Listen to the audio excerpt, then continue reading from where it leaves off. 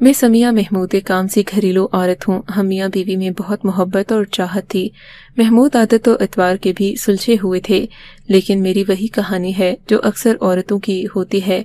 शादी के बाद ऊपर तले के 3 बच्चों के साथ घर की जिम्मेदारी और महमूद साहब की कलील तनख्वाह पर गुजर बसर करना मेरे लिए एक मुश्किल सा मरहला था, जबकि कोई घरेलू इमदाद भी ना हो। ऐसे हालात से मेरी तरह और भी बहुत ख़वातीन गुजरती होंगी, लेकिन जो वाक़या मेरे साथ पेश आया उसने मेरी ज़िंदगी बदल के रख दी। यह उन दिनों की बात है जब मेरी शादी के 4 साल गुजर गए थे। हर साल अल्लाह ने बेटों से नवाजा था, लेकिन 3 बेटों में बस साल का फ़र्क था। मैं उन्हें ठीक से संभाल नहीं पाती थी। महमूद का छोटा सा घर, कलील तनख्वाह, ना कोई नौकर ना मुलाजिम, छोटे बच्चों के साथ मुझे अकेली से घर के काम संभाले नहीं संभलते थे। महमूद अपने वालिदैन के इकलौते थे। उनके वालिद का इंतकाल मेरी शादी से चंद साल पहले ही हो चुका था। मेरी सास मेरी शादी के 1 साल बाद ही चल बसी थीं। एक अकेली औरत के लिए ये मरहला हमेशा मुश्किल तरीन ही होता है। हालांकि महमूद सुबह नाश्ता बनाने में मेरी मदद करते, लेकिन जब वो अपने दफ्तर चले जाते तो पूरा दिन गन चक्कर बने गुजरता था। दिन बड़ी मुश्किल से गुजर रहे थे। घर पर मेरे अलावा कोई था नहीं जो मेरी बात सुनता। महमूद शाम को घर लौटते तो बच्चों में लग जाते और रात का खाना खाते ही हम दोनों अपनी जिम्मेदारियों से इस कदर थके मांदे होते कि लेटते ही सो जाते। एक तो बच्चों की थका देने वाली जिम्मेदारी, उस पर घर की सफाई सुथराई, खानादारी, ये दिन मुझ पर बड़े कठिन से गुजर रहे थे। जब एक दिन महमूद अपनी बड़ी उम्र के शख्स को अपने हमरा घर में ले आए और फिर मुझसे मुखातिब हुए कि लो बेगम, तुम्हारा मसला अल्लाह ने हल करवा दिया है। आज से ये मसला अल्लाह ने हल करवा दिया है। आज से ये मुलाजिम तुम्हारे सारे काम कर दिया करेंगे, बच्चों को भी संभाल लेंगे। तुम इनसे जो काम कहोगी ये इनकार नहीं करेंगे, बस इशा के बाद वापस चले जाएंगे। महमूद मुझसे कहने लगे कि ये बुजुर्ग मेरे ऑफिस के बॉस के मुलाजिम हैं। वो लोग चंद माह के लिए दुबई घूमने फिरने गए हैं। यहाँ इनका कोई करीबी रिश्तेदार नहीं है, इसलिए बॉस ने कहा कि मैं इन्हें अपने साथ ले जाऊं। मैं जो भी कामकाज हो बता देना। देखने में वो खासी अधेड़ उम्र के थे। चेहरे पर पजमुर्दगी सी छाई हुई थी। सर के सारे बाल सफ़ेद थे। नजरें झुकाए वो खड़े थे। सादे से शलवार कमीज में मलबूस, चेहरे पर सफ़ेद रेशदार दाढ़ी। मैंने सोचा कोई खातून होती तो मुझे सुकून भी होता। ये बुजुर्ग भला मेरी क्या मदद कर सकते हैं, लेकिन महमूद के बॉस का हुक्म था तो इसलिए हम टाल नहीं सकते थे। वो सुबह 8 बजे तक घर पहुंच जाते, रात को इशा के बाद चले जाते। आज मैं उनसे क्या करवा सकती थी। हाँ, उनके आने से ये ज़रूर हुआ था कि बच्चे उनसे बहल गए थे। फिर वो छोटे मोटे काम कर देते थे। वो मुझे बेटा कहकर पुकारते थे। मैं किचन में मसरूफ़ होती तो किचन में आ जाते, कहने लगते, बेटे मुझे चाय बनाना आती है, सब्जी भी अच्छी काट लेता हूँ, कोई काम हो तो बिला तकल्लुफ़ कह दिया करो। पुराना सा लिबास पहने, कांधे पर रुमाल लटकाए वो इस गर्मी में गर्म किचन में पसीना पोंछते हुए मेरा एहसास करने आ जाते। वो मेरे वालिद की उम्र के थे। मुझे उन्हें काम कहते हुए भी शर्म आती थी। बड़े मियाँ, आप रहने दें, हम कौन सा अमीर हैं जो आप हमारा हुक्म बजा लाना आप पर लाजमी है। बस आप बच्चों को संभाल लिया करें, बाजार से सामान ला दिया करें।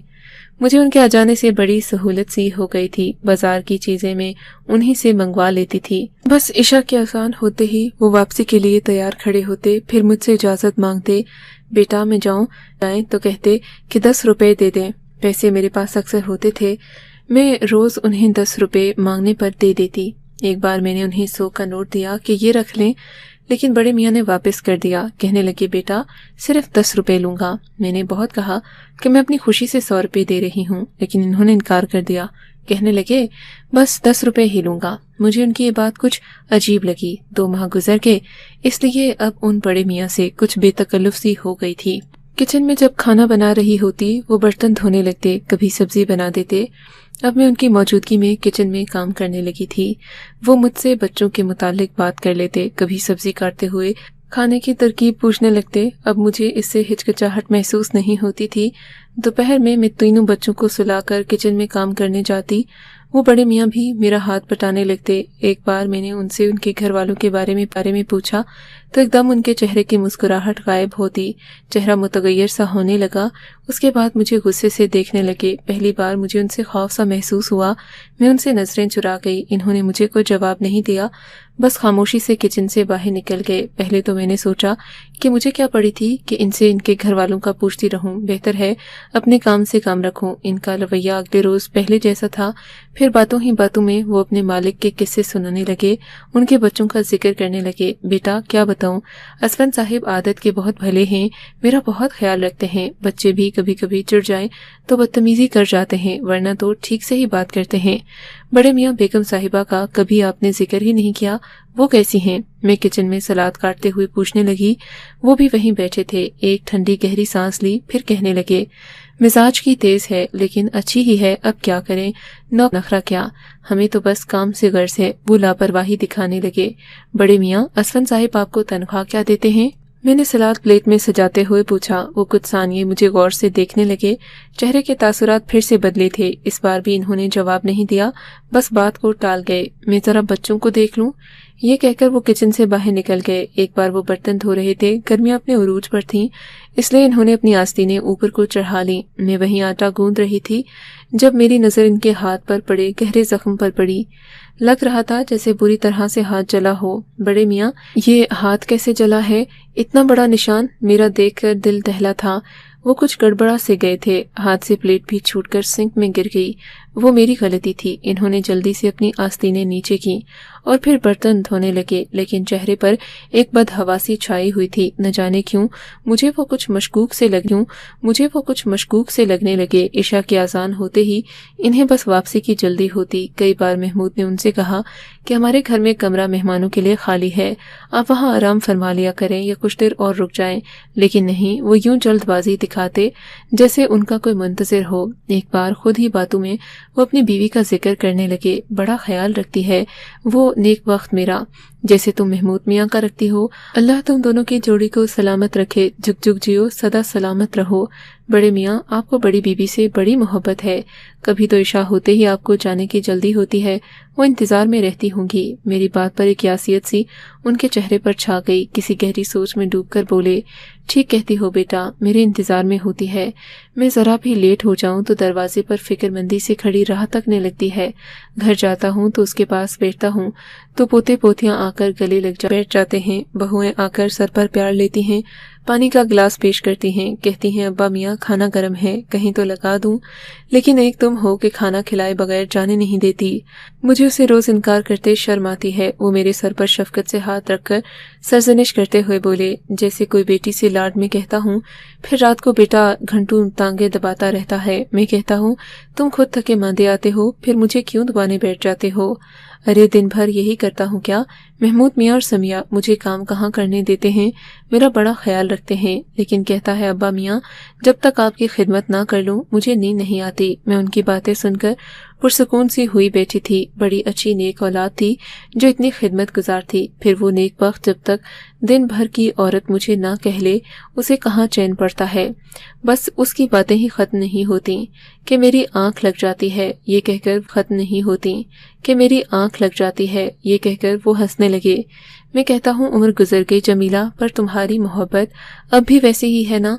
बेवकूफ, वो मुस्कुराते हुए आंखों में आई नमी साफ करने लगे जो शायद उनकी हंसने से आंखों में भर आई थी। असल मोहब्बत तो बड़े मियाँ वही है जो आप बड़ी बीवी से करते हैं। औरत की मोहब्बत कहाँ पुरानी होती है, वो तो वक्त गुजरने के साथ साथ और भी पायदार होती चली जाती है। मेरी बात पर वो मुझे गौर से देखने लगे। तुम बिल्कुल जमीला की तरह बातें करती हो, सोचता हूँ अगर मेरी कोई बेटी होती तो तुम जैसी होती। वो मुस्कुराकर कहने लगे, आप नौकरी क्यों करते हैं बड़े मियाँ? मेरे सवाल पर वो फिर से रुख बदल गए। अजीब मुबहिम सा मिजाज था उनका, कभी बात करते तो कभी घंटों अपने घर वालों के किस्से सुनाते रहते। कभी किसी सवाल पर बिना जवाब दिए उठकर चले जाते, अब भी बिना जवाब दिए उठकर चले गए। फिर मुझे एहसास हुआ कि शायद मत होगी, बेटे की तनख्वाह ज्यादा नहीं होगी, जब भी इस उम्र में मेहनत कर रहे हैं। मैंने महमूद से कहा कि आपका इस महीने तो तनख्वाह अच्छी नहीं देता होगा, उनका गुजर बसर अच्छा हो जाता, लेकिन अब वो नहीं है तो बड़े मियाँ के घर वालों को मुश्किल होती होगी। आप जो आसानी से दे सकते हैं उन्हें तनख्वाह दे दिया करें। मेरी बात सुनकर महमूद साहिब ने जवाब दिया, लगता है समिया ने कोशिश नहीं की होगी, लेकिन वो लें तब ना, हर बार इनकार कर देते हैं, कहते हैं बेटा दे देती है, वही मेरी उजरत है। और महमूद की बात सुनकर इस बार मैंने ठान ली थी कि बड़े मियाँ से पूछूंगी कि 10 रुपए के नोट में आखिर क्या होता है। अगले रोज मैंने बड़े मियाँ को 10 रुपए का नोट देते हुए पूछ ही लिया कि 10 रुपए के नोट से उन्हें क्या मिलता है। इस बार वो खामोशी से बाहर नहीं गए, बल्कि मुझसे कहने लगे, मेरे घर आना, सब अपनी आंखों से देख लेना। अगले दिन जब मैं उनके घर गई तो मेरे पांव तले जमीन निकल गई, क्योंकि वहां तो मैं और महमूद घर गए। एक पसमानदा इलाका था, छोटी छोटी गलियां थीं, तंग सा माहौल था। एक गली में दाखिल होते ही 2-4 घरों के बाद गली बंद थी। आखिरी मकान के सामने हम बड़े मियाँ के साथ खड़े हो गए, लेकिन दरवाज़ा मुकफिल नहीं था, धक्के से खुल गया। सामने एक कच्ची मिट्टी का सहन था। मैंने और महमूद ने एक दूसरे को हैरत से देखा, फिर हम अंदर दाखिल हो गए। घर बिल्कुल वीरान था। घर के अंदर दाखिल होते ही बड़ा सा सहन था। सामने 3 कमरे से हर कमरे के 2 पटके लकड़ी के दरवाजे थे। सहन में लगे दरख्त सूख चुके थे, हर चीज मिट्टी का ढेर थी। सहन के एक कोने एक कब्र को देखकर मेरे पांव तले जमीन खिसकी थी। घर के अंदर कब्र बनाई गई जिसकी मिट्टी गीली थी। घर में कोई फर्द मौजूद नहीं था। वीरानी का राज था। बड़े मियाँ की चारपाई भी उस कब्र की बाईं जानिब बिछी हुई थी। वहीं करीब मिट्टी का घड़ा रखा था और उस पर स्टील का गिलास औंधा रखा था। बड़े मियाँ सबसे पहले इस कब्र पर ही गए। जमीला, देखो तो कौन आया है। अरे तुम्हें बताया तो था, बेटा आने की जिद कर रही है। बहाने बहाने से तुम सबका पूछती है, इसलिए इस बार इसे साथ ले आया हूँ। मेरे कदम तो ये सब देखकर वहीं मुंजमद हुए। महमूद की हालत भी मुझसे कुछ मुख्तलिफ न थी। बड़े मियाँ ने अपनी जेब से अगरबत्ती निकाली, माचिस से जलाकर कब्र पर लगा दी, फिर पलटकर हमें देखने लगे। तुम क्यों रुके? आओ ना। तुम पूछती हो कि 10 रुपए में क्यों लेता हूँ? अरे जमीला को अगरबत्ती की खुशबू बड़ी पसंद है, इसलिए ले आता हूँ। खुश हो जाती है। चलो तुम्हें अपनी बहू से मिलवाता हूँ, बावर्ची खाने में होगी। वो मेरे लिए खाना तैयार करके रखती है कि अब्बा मियाँ को आते ही भूख लगी होगी। ये कहकर वो मेरे पास आए, मेरा हाथ थामकर अपने बावर्ची खाने में ले गए, जहाँ की हालत भी बाकी घर जैसी ही थी। खाली बावर्ची खाना, चंद स्टील के बर्तन, वो भी मिट्टी से अटे हुए। मुझे लगा शायद उनकी फैमिली किसी हादसे का शिकार हो गई है। सभी शायद दुनिया से कूच कर गए, इसीलिए बड़े मियाँ तन्हाई का शिकार हैं। उससे बचने के लिए बिना उजरत के काम करते हैं। फिर वो मुझे और महमूद को अपने बेटे के कमरे में ले गए।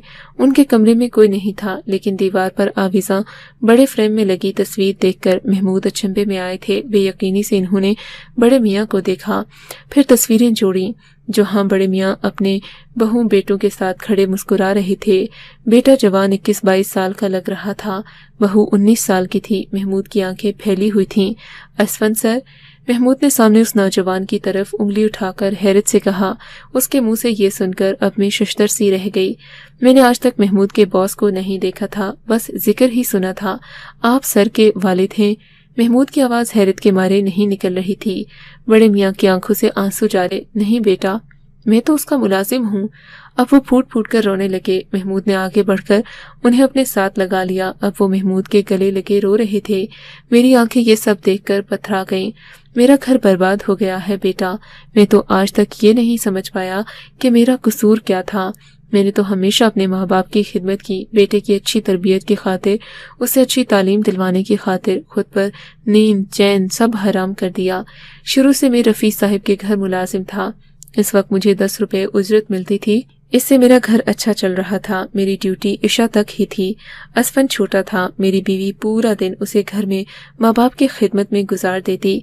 कभी इतनी हिम्मत भी नहीं कर पाई कि मेरी माँ की किसी बात पर इनकार करती या मेरे बाप को आंख उठाकर देखती। बस सर झुकाए सास ससुर की खिदमत में गुजार दिए। मैं इशा तक लौटता था। अब्बा की टांगें दबाकर माँ के दिल की बातें और शिकवे सुनकर बीवी के पास जाने की बारी आती। बस वहीं 1-2 घंटे हमारी अपनी जिंदगी थी। हम हंसते बातें करते। असफन की पैदाइश के बाद असफन हर बात में मुकद्दम रहने लगा। हमने सोचा कि हम तालीम से महरूम हैं, इसीलिए लोगों की मुलाजिमत करके उनके झूठे खाने पर मजबूर हैं। बेटा पढ़ लिख जाएगा तो हमारे भी दिन बदल जाएंगे। वक्त आगे बढ़ता रहा। मेरे माँ बाप भी यक के बाद दीगरे दुनिया से चले गए। कब मैंने बाप की चारपाई संभाली, कब जमीला ने अम्मा की जगह, वो ही खबर न हो सकी। हमारे स्याह बाल, खूबसूरत जवानी, असफन की परवरिश और ख्वाहिशात के खराजात हुए करते बुढ़ापे की दहलीज पर पहुंच गई। اسفند اب افسر لگ چکا تھا۔ میں نے اپنے سیٹ رفیع صاحب سے کہہ کر اسفند کو ان کے دفتر میں نوکری لگوا دی۔ وہ بھی میری بات مان گئے کیونکہ میں ساری جوانی ان کے گھر کی خدمت میں گزار چکا تھا۔ اسی روز کے 10 روپے کی اجرت پر باقی اپنے ٹوٹے کپڑے دے دیتے۔ وہ پہن پہن کر میں نے اور جمیلہ نے وقت گزارا۔ رفیع صاحب کی ایک ہی صاحبزادی تھی، گلناز، اکلوتی تھی، اسی لیے خود سر اور بدتمیز بھی تھی۔ مجھے تو نوکر کہہ کر پکارتی تھی، لیکن بہرحال جب میں نوکر تھا تو نخرہ کیا، دیکھا تھا بات یہیں تک رہتی تو تکلیف نہ دیتی۔ اسفند کی تنخواہ اچھی لگ گئی۔ میں نے سوچا اب ہم دونوں بڈھا بڈھی کے بھی دن بدل جائیں گے۔ میں بھی سب نوکری چھوڑ کر گھر بیٹھ جاؤں گا۔ جو وقت جوانی میں بیوی کو نہیں دے پایا وہ ہم دونوں بڑھاپے میں ایک ساتھ گزار لیں گے۔ سوچ تو یہی تھی کہ جیسا خدمت جمیلہ نے میرے والدین کی بہو بھی ویسی خدمت ہماری کرے گی۔ اسفند کی پہلی تنخواہ ملنے پر میں نے رفیع صاحب سے کہا اب مجھے نوکری سے چھٹی چاہیے۔ وہ بھی خوشی سے مان گئے۔ چند ماہ میں نے گھر میں ہی گزارے کہ ایک دن رفیع صاحب میرے گھر آئے اور گل بی بی کے لیے اسفند کا رشتہ مانگا تو میں حیران سا رہ گیا، کہاں ہم اور کہاں گل بی بی۔ اسفند خوش شکل تھا، ہم اور کہاں گل بی بی۔ اسفند خوش شکل تھا، محنتی بھی تھا۔ رفیع صاحب کو اور کیا چاہیے تھا؟ ساری زندگی میری غلامی میں گزر گئی، اب انہیں اسفند کی غلامی چاہیے تھی۔ بد دماغ بیٹی اگر کسی دوسرے گھر رخصت ہو کر جاتی تو 4 دن نہ بستی، اس لیے اسفند کو پھنسا لیا۔ میرا بیٹا بھی دولت دیکھ کر ہواؤں میں پرواز کرنے لگا، میرے لاکھ سمجھانے پر بھی گل سے شادی پر واضح تھا۔ بہرحال مجھے ہی بالآخر بیڑے کی خواہش کے سامنے سر جھکانا پڑا۔ اگلے چند دن میں ہی ہمارے گھر کی زینت بنی، پھر اسفند کو بھی اپنے ساتھ لے گئی۔ جمیلہ بہت روئی تھی، لیکن میں نے اسے سمجھایا کہ بیٹے کی اپنی زندگی ہے، اسے گزارنے دو۔ وہ کہنے لگی کہ میں نے تو اپنی جوانی اپنی خواہشات کو پس پشت ڈال کر اسفند کی خواہشات کو پورا کرنے میں عمر گزار دی، کیا یہ دن دیکھنے کے لیے؟ میں نے کہا وہ ہمارا فرض تھا۔ وہ رونے لگی، اس کا کوئی فرض نہیں ہے۔ میں نے اسے بہت بہلایا لیکن وہ بیمار رہی۔ اسفند پہلے پہل ہفتے میں ایک بار شکل دکھا جاتا، گھر کے اخراجات کے لیے بھی پیسے دے جاتا، لیکن پھر اس کا آنا جانا کم ہو گیا۔ میں نے جب دیکھا کہ بیٹا اب خرچہ بھی نہیں دیتا تو کسی اور گھر میں ملازمت کر لی۔ جمیلہ کی جوانی بھی میرا انتظار کرتے گزری، بڑھاپا بھی انتظار کی نظر ہو گیا۔ مجھے اگر ذرا دیر ہو جاتی تو دروازے کی دہلیز پر کھڑی میرا انتظار کرتی۔ وہی انتظار اسے ایک دن قبر میں لے گیا۔ میں اکیلا رہ گیا۔ مجھے اپنے گھر سے بڑا پیار تھا، اس لیے میں نے جمیلہ کو کہیں جانے نہیں دیا، یہیں اسی صحن کی کچی زمین میں اسے دفنا دیا۔ اسفند مجھے زبردستی اپنے ساتھ لے گیا۔ میں دن وہیں گزار لیتا، لیکن رات عشاء کے بعد مجھے لگتا جمیلہ اکیلی ہے، اس لیے واپس گھر پر ہی رات گزارتا۔ گل نے مجھے کبھی باپ سمجھا ہی نہیں، آج تک مجھے نوکر پکارتی ہے۔ اسفند اب بھی اس کے احسانات تلے دبا ہے، اس لیے کچھ نہیں کہتا۔ بچے ماں کی تربیت لیے اسی کے نقل ہیں، اس لیے میری حیثیت اس گھر میں وہی ہے جو روز اول ہوتی تھی۔ اب بھی وہ ملازمت کرتا ہوں، بس فرق یہ ہے کہ اب رفیع صاحب کے بجائے 10 روپے اجرت گل سے بڑے حق سے مانگتا ہوں، کیونکہ وہ میری محنت کی اجرت ہوتی ہے۔ جمیلہ کو اگربتی کی خوشبو پسند ہے، اس لیے 10 روپے کی اگربتیاں لے آتا ہوں۔ سوچتا ہوں ساری زندگی جس اولاد کی خواہشات پوری کرتے کرتے گزار دی، اس کے پاس 2 گھڑی مجھے دینے کے لیے نہیں، یہاں تک کہ کسی مہمان کو میرا تعارف بھی ملازم کہہ کر کرواتا ہے۔ مجھے دکھ نہیں ہوتا کیونکہ ساری زندگی نوکری کرتے ہی گزاری ہے، پھر نوکر کہلانے میں بھلا کہاں کی شرم۔ اب جمیلہ کو وقت دینے کا وقت آیا تو اس کا وقت پورا ہو چکا ہے، لیکن پھر بھی میں اس کے پاس بیٹھتا ہوں، باتیں کرتا ہوں، اپنی زندگی سے کوئی شکایت نہیں۔ بڑے میاں کی باتیں ہم دونوں میاں بیوی نے آنسو بہاتے سنی، رو رو کر میری ہچکی بن گئی۔ یہ کیسا ظلم تھا، کیسی اندھیر نگری تھی، اتنے بڑے گھر کی کمی تھی جو ایک سسر کی خدمت نہیں کی جا سکتی تھی۔ یہ کہانی کون سی نئی ہے، کئی ماں باپ کے ساتھ اولاد ایسی ہی بے حسی کے ساتھ رہ رہی ہے۔